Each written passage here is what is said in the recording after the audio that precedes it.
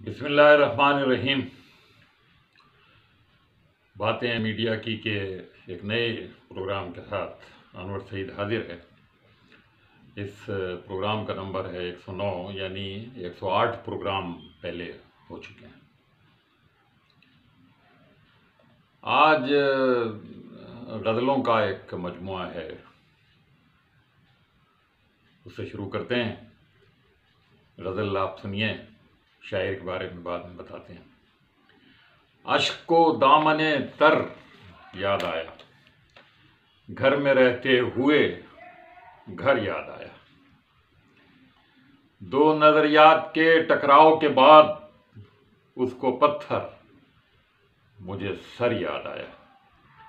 رے گزاروں سے جو اٹھا تھا کبھی، آج وہ خاک بسر یاد آیا۔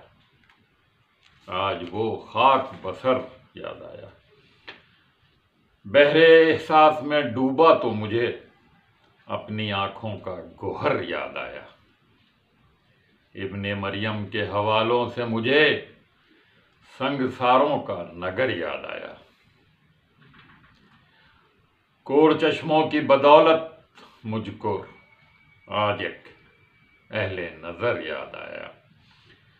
روشنی دل میں جو دیکھی میں نے، روشنی دل میں جو دیکھی میں نے، تو دعاؤں کا اثر یاد آیا۔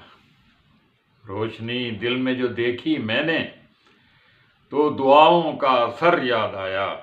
میں نے منہ چوم لیے یادوں کے، میں نے منہ چوم لیے یادوں کے، جب وہ ہنگام سفر یاد آیا۔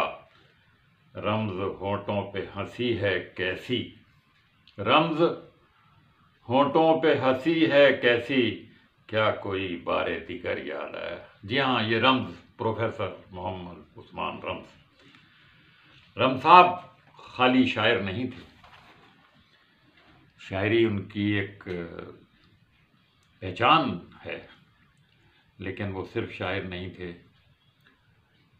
وہ سیاستدان تھے، MNA رہے کراچی سے، پروفیسر رہے، استاد رہے، دانشور تھے،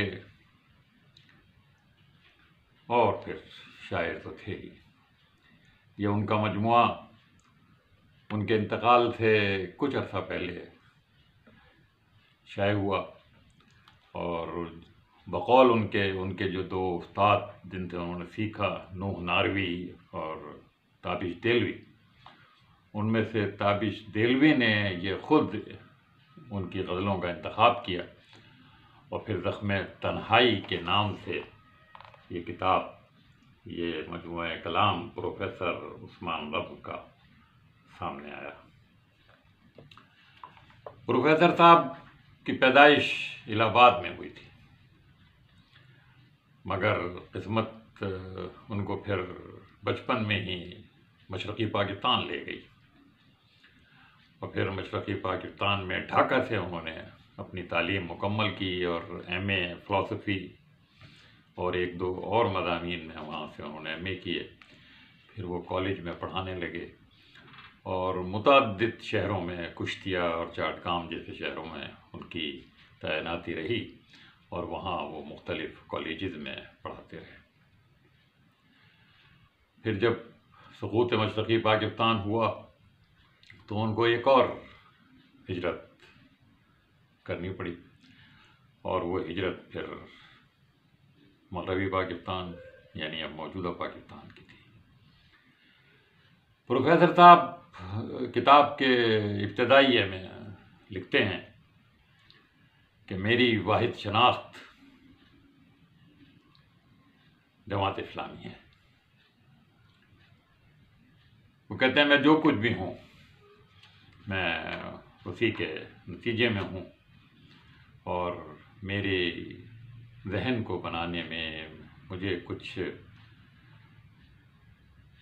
دین کا راستہ دکھانے میں، جو کچھ بھی میں ہوں، اس میں جماعت اسلامی کا بہت بڑا حصہ ہے۔ پروفیسر صاحب ایک قادر الکلام شاعر ہیں، یہ میں نہیں کہہ رہا، کہ ان کے بارے میں اور بڑے بڑے شعراء کی رائے ہے، اور انہی نقادوں کی اور شعراء کی یہ رائے ہے کہ وہ ایک خوشگو اور غزل گو شاعر ہیں۔ انہوں نے فرضیت پرستی کی جگہ سماجی حقیقت کو اپنایا، اور وہ سماجی حقیقت نگاری کے قائل نظر آتے ہیں۔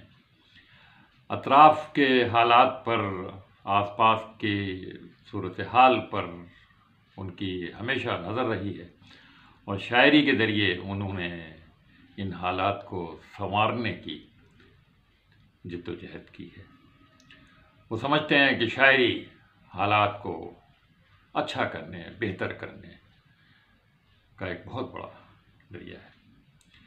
مختلف نقاد ان کے بارے میں یہ بھی کہتے ہیں کہ وہ نہ صرف لفظوں کے مزاج دان ہیں، بلکہ انہیں عام مطالب سے بلند کرنے کا فن بھی آتا ہے، یعنی وہ الفاظ کو جو عام ان کے معنی ہوتے ہیں ان سے بہت اوپر کو لے جانے کا فن بھی رکھتے ہیں۔ بہت ہی ہلکی پھلکی تشبیہات اور استعارے استعمال کرتے ہیں، اور مگر ان کے ابلاغ میں بہت تاثیر ہے۔ چھوٹے چھوٹے مصرے، چھوٹے چھوٹے اشعار، ان میں وہ اپنی بات بتاتے ہیں۔ وہ ایک تصور ادب بھی رکھتے ہیں اپنا، خالی خلی شاعر نہیں ہیں جو خالی وقت میں شاعری، اس کو ایک مقصد کا ذریعہ سمجھتے ہیں، اور اس مقصد کا ذریعہ سمجھنے کی وجہ انہوں نے اپنے مضمون جو اس کتاب میں شائع ہوا ہے اس میں واضح طور پر بیان کر دیا ہے کہ ان کا تصور ادب کیا ہے۔ وہ کہتے ہیں کہ زخم تنہائی سے لو نکلے گی، تم چراغوں کو بجھا کر دیکھو۔ یہ ان کا تصور ادب ہے، اور اس کی مزید وضاحت وہ اس طرح سے کرتے ہیں کہ میں ادب میں نظریے کا قائل ہوتے ہوئے بھی میں ادب کو نظریے کا میگا فون نہیں سمجھتا، لیکن میں فی نفس ہی نظریے کی تبلیغ و ترویج کا منکر بھی نہیں۔ میرا موقف یہ ہے کہ شعر و ادب کے ذریعے دنیا میں کبھی کوئی انقلاب برپا نہیں ہوا، اور نہ ہی آئندہ برپا ہو سکتا ہے۔ اگر ادب یا ادیب میں یہ طاقت ہوتی تو بر صغیر میں کب کا اشتراکی نظام قائم ہو چکا ہوتا، کیونکہ کم سے کم 3 دہائیوں تک بڑی شدت کے ساتھ ترقی پسند ادب کے عنوان سے اشتراکیت کی تبلیغ ہوتی رہی، مگر نتیجہ صفر نکلا۔ بالفاظ دیگر میں ادب کو زندگی، معاشرے اور نظریہ حیات کا ترجمان سمجھتا ہوں، اور ان میں باہم دیگر اشتراک، توازن اور تعدیل کا قائل۔ لیکن میں اس کے صوری پہلوؤں کے بارے میں بھی بہت کچھ اچھی رائے رکھتا ہوں۔ یہ ادب کے بارے میں ان کا نظریہ تھا۔ اب کچھ اشعار ان کے سناتے ہیں، نظم غزل میں نے آپ کو پہلے ان کی سنائی، کچھ اشعار اب آپ ان کے سنیے کہ زندگی حادثہ نہیں لیکن حادثے زندگی میں ہوتے ہیں، آدمی کو خبر نہیں ورنہ آئینے آدمی میں ہوتے ہیں۔ یہ شعر آپ کو بتا رہے ہوں گے کہ وہ کس طرح کے شاعر ہیں، اور کس طرح انہوں نے اپنے خیالات کو اصلاح کے لیے استعمال کیا ہے۔ اور سنیے کہ وہ کہتے ہیں کہ میں قطرہ ہوں پذیرائی عطا کر، سمندر جیسی گہرائی عطا کر، کسی کو شوق رسوائی نہ ہو پھر مجھے تو ایسی رسوائی عطا کر، میری تنہائی کی تکمیل کر دے، مجھے آدم کی تنہائی عطا کر، فضائے طور دے خوابوں کو میرے، فضائے طور دے خوابوں کو میرے، جمال کوہ سینائی عطا کر، قمیص حضرت یوسف کے صدقے میں نابینا ہوں، بینائی عطا کر۔ تیرا بندہ ہے رمز بے نوا بھی، اسے صبر و شکیبائی عطا کر۔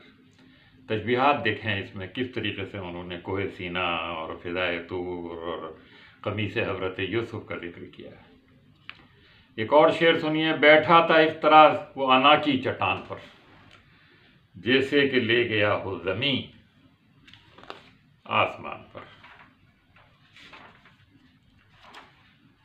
ایک اور شعر سنیے کہ دنیا بنانے والے کا مقصد کچھ اور تھا، دنیا نے آدمی کو کھلونا بنا دیا۔ یہ چند اشعار ان کی شاعری کی نمائندگی تو نہیں کرتے پوری شاعری کی، لیکن بہرحال یہ اس مجموعہ کلام میں بہت ہی پر اثر اور منفرد اشعار ہیں۔ اور سنیے، نہ دل قابو میں رہتا ہے نہ کام آتی ہے بینائی، قیامت لے رہی ہو جب قیامت خیز انگڑائی، ابھی تک سلسلہ ان کی نمک پاشی کا جاری ہے، ابھی تک دفترس میں ہے میرے زخموں کی گہرائی، انہی سے سلسلہ چلتا ہے دنیا میں محبت کا، جو دیوانوں کے دیوانے، جو سودائی کے سودائی، ملوث خون کی چھینٹوں سے جن کے جیب و دامن ہیں، ملوث خون کی چھینٹوں سے جن کے جیب و دامن ہیں، انہی کی ہو رہی ہے شہر قاتل میں پذیرائی، انہی کی ہو رہی ہے شہر قاتل۔ اس کو آپ شہر کے بجائے پورا ملک کا پوری دنیا تک آپ لے جا سکتے ہیں۔ کبھی تو سرخ رو ہوگا ہمارا تشت امکان بھی، کبھی تو رنگ لائے گی ہماری آبلا پائی۔ یہ ان کے مجموعہ کلام میں سے چند اشعار اور ایک غزل میں نے آپ کو سنائی۔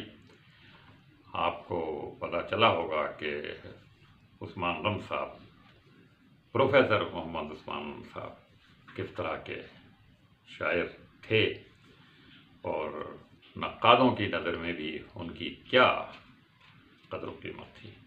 انشاءاللہ پھر کسی اور موضوع کے ساتھ، کسی اور کتاب کے ساتھ، کسی اور شاعر اور اس کی شاعری کے ساتھ انور سعید پھر حاضر ہوگا۔